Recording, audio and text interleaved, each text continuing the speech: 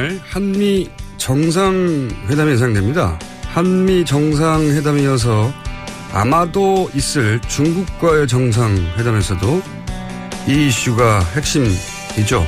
사드. 이 사드 문제가 한미 정상회담에서 논의될 텐데 이 문제 어떻게 바라봐야 하는지 미사일 디펜스 분야에서 민간 최고의 전문가 미 MIT 공대 포스톨 명예교수를 만나보겠습니다. Hello, Dr. Postol. Hi, very nice to talk with you. 우선 한국 청취자들이 잘 모르실 수 있기 때문에 교수님의 이력을 간단히 여쭙겠습니다. 미 의회 그리고 국방부 거쳐서 현재 MIT 교수로 재직하고 있는 국방 전문가 이렇게 소개하면 될까요? Yeah, that would be fine. 예, 그렇습니다. 답은 굉장히 짧으시군요. 자, 본론으로 들어가서 91년 걸프전 때 이라크의 스커드 미사일 47발 중에 미군의 패트리어트 미사일이 45발을 격추했다. 이게 당시 미 국방부 주장이었고 전 세계로 홍보가 됐는데 그런데 당시 TV로 중계된 화면을 분석해서 실제로는 패트리어트가 스커드의 탄두를 단 한 발도 맞추지 못했다라고 반박을 하셨고 그리고 나서 고소를 당한 걸로 알고 있습니다. 맞습니까? 고소는 안 당했었습니다. 그렇지만 제 인생을 파괴하려고 그렇게 굉장히 노력을 했죠. 사실 법적으로 고소를 할 근거가 없었습니다. 고소를 하기 위해서는 제가 가짜, 거짓, 허위의 어떤 말을 했고 거기에 따라서 그 사람들한테 금전적 손해가 있어야 되는데 제가 한 말이 완전히 옳다고 판명이 났었으니까요. 그 대신 여러 가지 방법으로 제 명예를 훼손하려고 노력을 했었습니다. 당시 한국 언론은 고소 당한 걸로 보도가 됐었기 때문에 제가 그렇게 알고 있었는데 그런데 이제 이 국방부와 교수님 간의 싸움이 사실은 굉장히 단숨에 끝난 게 아니라 오래 걸렸고 몇 년에 걸쳐서 그런데 최종적으로는 국방부가 패트리어트가 탄두를 맞추는데 실패했다고 인정을 하면서 교수님이 이 싸움에서 이긴 걸로 알고 있습니다. 이게 제가 알고 있는 게 맞나요? 사실 대충 맞기는 한데 사정은 이거보다 더 복잡합니다. 국방부 장관은 효과가 없다라고 인정을 했는데 군대의 공식 통계는 아직도 이전의 그 수치를 그대로 유지를 하고 있습니다. 그래서 이렇게 군대와 그리고 국방부 장관이 다른 말을 하는 그런 지금 현실이기는 했는데 어쨌든 이 경우에는 국방부 장관의 말을 더 믿을 수밖에 없겠죠. 네. 근데 이것이 아마도 그 한국 국민들과 정부에게 어떤 경고로서 분명히 작동을 해야 될 것입니다. 지금 이 사드의 책임을 지고 있는 조직은 군대입니다. 근데 국방부 장관이 인정한 것도 그것도 인정하고 받아들이지 않는 그런 조직이 지금 사드를 운용하고 사드의 실제 군사적인 역량보다 이게 더 좋다 이렇게 주장을 할 수 있는 조직이라는 거 그것을 명심을 하셔야 할 것입니다. 잘 알겠습니다. 그런데 이제 2014년에 이스라엘이 팔레스타인 하마스 로켓을 아이언돔으로 90% 이상 격추시켰다라고 하는 뉴스가 전 세계에 타전이 됐고 우리나라에서도 크게 화제가 됐습니다. 그런데 그것도 사실이 아니라고 지적을 했었어요. 교수님이. 뭐라고 하셨냐면 이 로켓을 맞추기도 어렵고 맞췄다고 해도 꼬리 몸통에 맞추면 소용이 없고 그리고 1m 이내가 아니면 정면에 맞췄다고 해도 잘 안 터진다. 그래서 실제는 90%가 아니라 10% 이하일 것이라고 주장을 하셨어요. 제가 맞게 알고 있습니까? 실제로 요격체가 발사가 될 때 그 잘못된 공간으로 발사가 되는 것을 저희가 목격을 하게 됐습니다. 그러면은 이것이 요격이 돼서 저쪽에서 오는 적군의 로켓이 왔을 때 그것을 향해서 이렇게 뚝 떨어지게 낙하를 하게 되는데요. 그렇게 되면 요격의 효과가 없어집니다. 비디오를 보게 되면 이것이 명확한데 사실은 저희가 왜 이런 식으로 지금 발사와 운용이 되고 있는지에 대해서는 정확한 그런 자료는 갖고 있지 않습니다만 비디오를 봤을 때 아이언돔이 기능이 유효하지 않다. 그것은 분명히 보입니다. 제대로 기능하지 않았던 건 분명하다. 네. 그래서 당시 기사로는 제가 이스라엘에서는 90% 이상이라고 하는데 교수님은 10% 이내라고 할 것이라고 하는 기사를 본 적이 있는데 제가 궁금한 것은요. 이제 패트리어트 때도 그랬고 또 최근에 아이언돔 시스템도 그런데 이렇게 과장되게 광고를 하는 게 뭐 미국의 국방부 혹은 뭐 이스라엘 정부에서 어떤 정치적 목적도 있겠지만 이 무기를 만들어낸 군수업체에 이익도 분명히 영향을 주는 거 아니냐. 성능이 좋다고 해야지 무기가 잘 팔릴 테니까. 이런 의구심이 생기는데 어떻게 생각하시는지. Well, I think that is a problem. There's 사실 also the 이 complexity 이스라엘과 미국 간의 이 정치적 문제라는 건 굉장히 복잡합니다. 특히 미국에서는 그 이스라엘의 로비가 아주 강력하기 때문에 미국 정치인이 이스라엘을 비판하는 것은 굉장히 어렵습니다. 그래서 정치인들이 사실 다른 때 같으면은 분명히 했었을 간단한 질문조차도 못하는 이런 공포, 두려움의 분위기가 조성이 돼 있습니다. 또 다른 문제는요. 사실은 이 아이언돔이라는 무기에 대해서 개발 비용을 미국이 거의 다 냈습니다. 이스라엘이 낸 게 아닙니다. 그랬다면은 사실은 저희가 여기에 대한 데이터가 주어져야 되는데 그렇지 않습니다. 또 이스라엘 측에서도 이렇게 돈이 어차피 미국에서 온 거기 때문에 이걸 갖다 제대로 만들 그런 동기도 별로 없습니다. 저는 여기에 대해서 의회에게 굉장히 공개적인 비판을 여러 번 했는데요. 돈을 냈으면 당연히 이 성능이 어떤 것인가 내 돈 낸 무기에 대해서 받아야 하는데 의회에도 군에도 누구도 여기에 대한 정확한 데이터를 받은 사람이 없습니다. 그냥 묻지도 말고 여기에 대해서 말하지도 말자 이런 정책만이 있을 뿐입니다. 이게 이제 미국과 이스라엘의 어떤 특수관계 때문이기도 하지만 군수업체의 이익이 깊이 관여되어 있는 게 아닌가. 이런 과장이나 비밀주의에. Well, I think that 이제 사실은 이제 모든 이 미사일 방어 체제를 둘러싼 이 비밀주의의 문제는요. 아이언돔은 사실상 미국이 만든 무기라고 볼 수 있고, 뭐 페이트리어트나 사드는 미국이 실제로 공공연하게 만든 무기인데 이 전체에 대해서 다른 무기에 비교할 때 이런 비밀 정도가 굉장히 부적절합니다. 그래서 이것을 반대하는 사람이 논리적인 어떤 근거를 할 수 있는 그런 데이터가 전혀 공개가 안 되게 다 극비 처리가 돼 있습니다. 이렇게 부적절한 비밀, 극비 처리가 돼 있는 것은 분명히 뭔가 성능에 문제가 있다는 얘기고 저는 이 그 미사일 방어 체제에 있어서 가장 큰 문제가 바로 이 부분, 이 비밀주의라고 생각을 합니다. 그게 성능에 비해서 지나치게 높은 비용이 들어가고 그리고 그렇게 성능이 떨어진다는 게 알려질 경우에 그 관련 산업, 군수업체 자체가 굉장히 어려움을 겪을 수 있고 그래서 이제 경제적 관점도 분명히 중요한 포인트가 아닌가 하고 질문을 드린 거거든요. Well, I think it's a very complicated set of problems that 그러니까 이 문제가 상당히 이제 복잡한데 그것의 일부를 잘 지적을 해주신 겁니다. 조금 더 말씀을 드리자면 이런 특정한 방어 체제가 배치되는 데 있어서 미국 군대 내에서 중요한 역할을 하는 부대가 있습니다. 육군 방공방어 부대인데요. 이런 그 방공에 관련해서 결정을 하는 그런 이제 업무를 맡고 있는 조직입니다. 그래서 여기서 봤을 때 그러면은 우리가 그 방공방어를 하기 위해서 어떤 걸 써야 되는가? 그거를 뭐 탱크로 해야 되는가? 아니면 지대공 미사일로 해야 되는가? 뭐 이런 여러 가지 결정을 하는 그런 부서인데 이 부서 같은 경우에는 사실 늘 경제적으로 살아남으려고 굉장히 노력을 하고 애쓰고 있는 그런 조직입니다. 그러다 보니까 이런 그 군수 업체들과 굉장히 긴밀하게 그렇게 일을 하고 있죠. 그래서 이 이제 군수업자들이 역시 이 성능이 안 좋은 거를 갖다가 팔았을 때 이것을 갖다가 그 성능에 대한 그것을 갖다가 이렇게 덮기 위한 거를 할 때 서로 굉장히 돕는 그런 역할을 하고 있습니다. 한쪽은 돈이 필요하고 그러니까 예산을 확보해야 되고 한쪽은 성능이 좀 떨어지더라도 물건을 팔아야 되는 업자들이고. 그래서 어떻게 보면은 이 미사일 방어 체제라는 것은 이 두 조직이 만나 이뤄낸 불행한 사고라고 말할 수 있겠습니다. 알겠습니다. 자, 이 사드는 그러면 패트리어트나 아이언돔의 컨셉을 좀 확장한 미사일 방어 시스템이라고 이해를 하면 되는 건지 기존의 MD 미사일 디펜스 시스템하고 이 사드의 공통점과 차이점은 뭔지 좀 설명해 주시죠.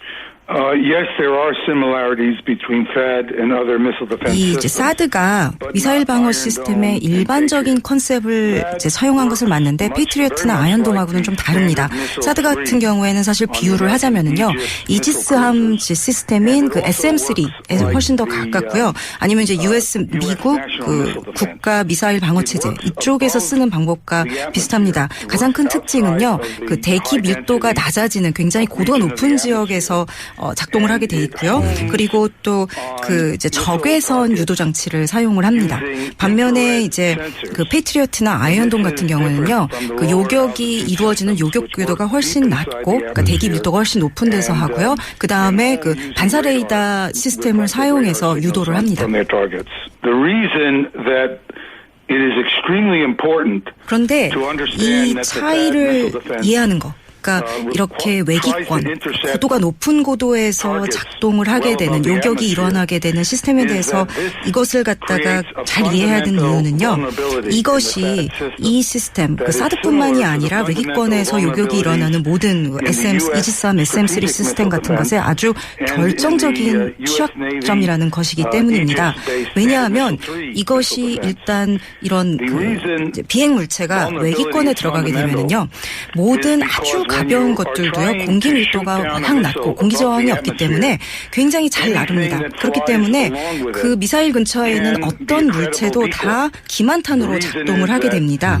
그렇기 때문에 이 기만탄 때문에 이것을 요격을 하는데 어려움이 있을 수 있죠.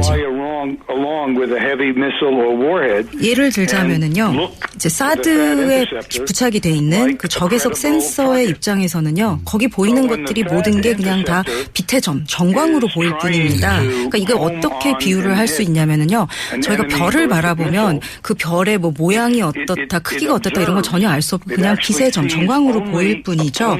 그래서 예를 들어서 풍선같이 아주 간단한 물체라도 그 곁을 같이 미사일과 같이 이제 나르고 비행을 하고 있다면은요, 그 적외선 사드의 적외선 센서 입장에서는 그냥 그 탄두와 똑같은 것으로 그렇게 인지가 된다는 것입니다. 그래서 이렇게 그 이 미사일 요격체의 센서가 이게 진짜 타겟인지 아닌지를 구별하는 능력이 아주 극단적으로 떨어집니다. 그렇기 때문에 아주 예를 들어서 북한 측에서 북한 탄도탄을 발사하면서 이제 쉽게 이러한 사드를 피해갈 수가 있는데요. 만약에 이제 어떤 고도에 다다랐을 때 미사일을 갖다가 조각을 내게 해서 하면은 이 탄두와 함께 이런 그 미사일의 조각들이 막 공중회전을 하면서 날아다니게 됩니다. 그러면은 이 사드의 센서에는 이것이 그냥 다 똑같은 빛의 점으로 보일 뿐이지 그것을 갖다가 뭐가 이제 실제로 탄두고 뭐가 이런 그 기만탄인지 기만체인지 알 수 있는 방법이 없습니다. 아주 간단한 걸로도 이 사드를 쉽게 속일 수 있습니다. 그렇다는 얘기는 사드가 북한 미사일 공격에 대한 방어 능력을 그다지 제공하지 못한다라고 이해해도 됩니까? 어떤 유용한 이런 군사 방어 능력이 있다고 한다면 제가 굉장히 놀랄 것 같습니다. 없다는 얘기죠. So there is not. 그러니까 실제 군사적으로 걱정할 만한 공격 상황에서는 전혀 유용하지 않다고 봅니다. 그렇군요. 전문가로서 이게 이제 군사적 방어 능력 측면에서 부족한 무기라고 이렇게 판단하시는 건데, 그렇다면 미국은 왜 이런 사드를 한국에 배치하려고 하는 걸까요? 사실 이 문제는 굉장히 복잡한 문제입니다. 많은 여러 사람들이 다른 동기로 또 다른 믿음을 가지고 사실은 이 미사일 방어 시스템을 갖다가 이제 홍보하고 이것을 갖다가 이제 하려고 하는 건데요. 근데 아마도 이 중에서 현재 나온 것 중에서 가장 증거가 많이 나온 것 중에 하나는요, 미국 정부 내에서 중국을 상대로 어떤 그 중국의 미사일 방어 능력을 갖다가 중국에 대한 미사일 방어 능력을 갖다가 좀 더 증진시키기 위해서 이것을 한다라는 그것이 아마 지금까지는 가장 명백하게 나온 증거가 있는 것 같습니다. 지금 사드 같은 경우는요, 요격 능력은 별로 없습니다. 그렇지만 이 사드의 레이더는 이론상으로 볼 때 굉장히 강력합니다. 그래서 지금 이론상으로는요, 사드의 레이더가 중국의 대륙간 탄도 미사일의 탄도에 대해서 상당한 데이터를 갖다가 수집하고 이것을 갖다가 미국의 그 국가 미사일 시스템에 직접 제공을 할 수 있다. 지금 현재 원칙상으로는 그게 가능한 걸로 되어 있습니다. 이게 실제로는 어떻게 되는지 아무도 모르지만요. 현실에서는요. 이러한 그런 그 중국에 대한 그 이제 미사일 방어 체계, 이것의 일환으로서 사드가 이렇게 미국 측에서 미루고 있지 않나 그것이 가장 조금 그래도 가장 명백하게 드러나는 이유 중에 하나인 것 같습니다. Only last month there was a very important statement. 바로 지난달에 그 CIA의 그 오바마 행정부에서 CIA의 그 수장이었던 그 마이클 헤이든이 이제 이런 말을 했었죠. 그래서 결국은 이제 이러한 그 사드를 갖다가 배치하는 목적이 중국을 화나게 하고 중국에게 너 조심해라고 경고하는 목적이다. 저는 이게 이렇게 인정한 거에 대해서 상당히 놀랐는데 어쨌든 정부 내에서 어쨌든 이런 생각을 하는 이런 목적으로 사드를 갖다 배치하려고는 인사들이 있구나 하는 것에 대한 어떤 증거를 볼 수 있을 것 같습니다. I don't feel comfortable speaking about 사실 남한 정부가 이 사드 배치에 대해서 또 한국 국민들이 여기에 대해서 어떻게 결정하냐 그건 전적으로 한국 국민과 정부의 문제이기는 합니다. 그렇지만 저는 미국 국민으로서 저는 한국이 미국의 굉장히 중요한 동맹이라고 생각하고 그리고 미국인으로서 지금 미국이 하고 있는 일에 대해서 극도로 분노를 하고 있는 상황입니다. 지금 마이클 헤이든이 한 말은요. 사실상 한국의 안보를 위험에 빠뜨리면서 우리 이익을 위해서 중국과의 관계에 있어서 한국을 이용하고 있다라는 것을 사실상 인정을 한 겁니다. 제가 10월 달에 한국에 방문을 했었고요, 작년. 그리고 여러 사람들과 만나서 이 문제에 대해서 굉장히 자세한 장시간 토론을 했었는데요. 제가 거기서 느낀 거는 실제로 미국이 그럼 사드 배치를 왜 하려고 하는가. 그 근본적인 이유에 대해서 전혀 얘기를 하지 않았다는 겁니다. 미국이 한국에게. 그리고 이렇게 제대로 얘기도 안 해주면서도 한국을 이용하려고 하는 거죠. 사실 만약에 한국이 이런 걸 다 알면서도 그래도 우리가 사드를 배치하겠다. 그거는 한국의 전적으로 선택입니다. 그렇지만 이렇게 우리가 왜 하려는지 얘기도 안 해주고 속이면서 이용하려고 드는 건 동맹에 대한 태도가 아니고 미국인으로서 여기에 대해서는 정말 부적절하고 차다고 생각하고 굉장히 미국인으로서 분노하고 있는 바입니다. 작년에 이제 한국을 10월에 방문해서 말씀하신 대로 사드 관련해서 한국의 뭐 정보 관계자들이나 그런 분들 만나신 것 같은데 그분들 그 한국의 관계자들이 미국이 사드를 왜 한반도에 배치하려고 하는지 그 군사적인 어떤 효용성이나 또는 전략적인 이유에 대해서 제대로 이해하지 못하고 있었다는 얘기냐? Well, what I found speaking with members in the National Assembly. 사실 제가 국회의원들하고 만나서 여기에 대해서 얘기했을 때 이 사드에 대한 자세한 상황을 정말 많이 알고들 싶어 하셨습니다. 그런데 많이 이런 거를 못 받았다라는 거를 갖다 제가 알게 되었는데요. 예, 정보를요. 이제 예를 들자면은요. 그 실제로 미국에서는 이 사드 레이더가 이제 취합한 정보들이 미국의 국가 미사일 방어 체제하고는 직접적으로 이렇게 커뮤니케이션이 안 된다. 이렇게 얘기를 했는데 그건 절대 사실이 아닙니다. 이 사드라는 시스템은 이것이 아주 초기 설계 단계부터 그러니까 종이에만 이렇게 그림 그릴 그 단계부터도 이미 미국의 국가 미사일 방어 체제하고 직접적으로 커뮤니케이션이 데이터가 오가도록 그렇게 설계가 되었지만 그럼에도 불구하고 국회나 국민, 정부들은 다 그게 그렇지 않다. 이렇게 미국으로부터 정보를 받은 겁니다. 저 이것은 큰 문제라고 봅니다. 당시 이제 박근혜 정부 그리고 국방부에서는 이 사드 시스템이 미국 본토 방어용인 미국 MD 시스템의 일부가 아니냐. 그러니까 우리가 미국이 자국을 방어하기 위해서 만든 시스템의 일부로서 기능하는 그런 역할을 왜 해야 되느냐 하는 반론이 나올까 봐 이 부분을 의도적으로 미국이 숨겼던 혹은 한국 정부가 한국 국민에게 숨겼던 했었다라고 저는 이제 이야기 되는데 다시 여기서 확인하고 싶은 건 그러니까 사드는 미국 본토 방어를 위한 MD 시스템의 일환이 확실히 한 거죠. It has to be. 그럴 수밖에 없습니다. 그러니까 초기에서부터 그 미국의 자국의 그 미사일 방어 체제로부터 정보를 받고 또 정보를 보내고 그런 방식으로만 기능을 하도록 그렇게 설계가 됐기 때문에 그렇습니다. 그래서 일단 이론상으로 볼 때는 그럴 수밖에 없어 보인다. 말할 수밖에 없을 것 같습니다. 그러면 둘 중 하나겠군요. 미국 정부가 한국 정부에 거짓말을 했거나 아니면 한국 정부가 사실을 알고 있으면서도 한국 국민에게 거짓말을 했거나.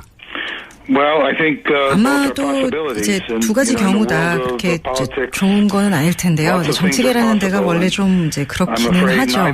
그래서 결국은 오바마 측에서 근데 거짓말을 했거나 이제 박근혜 정부가 거짓말을 했거나 일 텐데요. 사실 제가 이제 짐작을 하자면 양쪽이 다 거짓말을 하지 않았을까. 그러니까 어쩌면 딱 두 정부 간의 이해관계가 맞아떨어지는 지점이 있어서 그렇게 둘 다 거짓말을 하지 않았을까 하는 게 추정입니다. 그런데 말이죠. 이런 사드를 그러니까 미국의 입장에서 보자면 중국을 견제하기 위한 무기를 한국의 땅을 빌려서 설치한 건데 그런데 그런 비용을 트럼프 대통령이 한국에 내라고 말을 했단 말이죠. 이 트럼프 대통령의 발언은 어떻게 생각하십니까? 저는 미국인의 입장으로서밖에 대답할 수 없을 것 같은데요. 말도 안 되는 얘기입니다. 사실 미국 쪽에서는 배치를 분명히 원했고 우리는 미국에서는 그리고 근데 남한에서는 이게 우리가 과연 해야 되냐 안 하는 데서 우려가 많았던 상황이고 그래서 미국이 그럼 우리가 돈을 낼게 이렇게 돼서 그럼 한국이 그럼 할게 이렇게 된 게 아닙니까? 근데 그러고 나서 다시 돈을 내라? 말도 안 되는 얘기죠. 알겠습니다. 이제 미국이 한국에 사드를 배치하고자 하는 것은 이제 쭉 말씀하셨듯이 중국을 견제하고 압박하고 또 중국의 미사일로부터 미국 본토를 방어하고 하는 이유인 거는 알겠는데 이 중에 또다시 이제 그 군수업체의 이권에 대해서 질문을 드리고 싶은데 여기 로키드 마틴사의 이권도 그런 사드의 한국 배치 결정에 영향을 미치지 않았겠느냐 이게 궁금하거든요. 왜냐하면 한국에서는 이 문제 그러니까 로키드 마틴사의 이권과 관련된 스캔들이 있을지도 몰라서 제가 질문을 드리는 겁니다. 사실 저로서는 참 이제 알기 어려운 대답하기 어려운 질문일 것 같은데요. 지금 미국 정부의 문제는 이런 그 미사일 그 방어 시스템이 굉장히 건드리기 어려운 성스러운 그런 대접을 받고 있다라는 겁니다. 그래서 모든 기술적 과학적인 데이터가 돈 낭비일 뿐만이 아니라 지금 굉장히 반생산적이다라는 그런 것을 갖다가 여실히 보여주고 있는데도 정부 내에서 이걸 계속 왜 원하고 있는지 이것이 가장 큰 문제인데요. 이것과 관련해서 정부 관료와 그다음에 군수업체 사이에서 어떤 유착이나 문제가 있을지 여기에 대해서 사실 저는 참 뭐라고 말씀드리기가 어려울 것 같습니다. 마지막으로 30여 년간 이제 이 분야에서 굉장히 최고의 전문가로 계셨는데 그래서 궁금합니다. 그러니까 만약에 이제 새로운 한국 정부가 들어섰는데 새로운 한국 정부가 본인에게 사적으로 조언을 구한다면 한국의 사드를 배치하라고 할 것인지 순전히 이제 개인적 차원의 의견을 여쭤보고 싶습니다.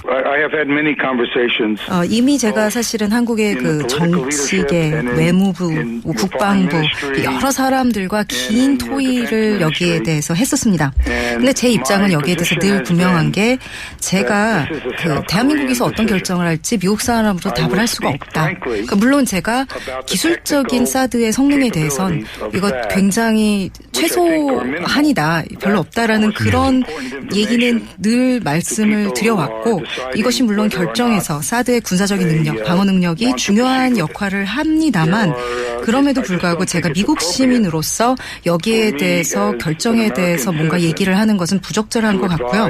그리고 한국의 민주주의는 아주 이미 놀라운 수준입니다. 생각하고 행동하는 데 있어서 충분히 좋은 결정을 내릴 만큼 이미 똑똑한 국가라고 생각을 합니다. 저는 제가 생각할 때 지금 이 상황이 상당히 비극적이라고 생각을 합니다. 사실 미국도 이 사드가 군사적인 능력 면에서 별거 없다라는 거 알고 있고 중국도 이거를 알고 있습니다. 그럼에도 불구하고 중국이 분노하는 것은 지금 미국 정부가 중국에게 했던 굉장히 중요한 약속.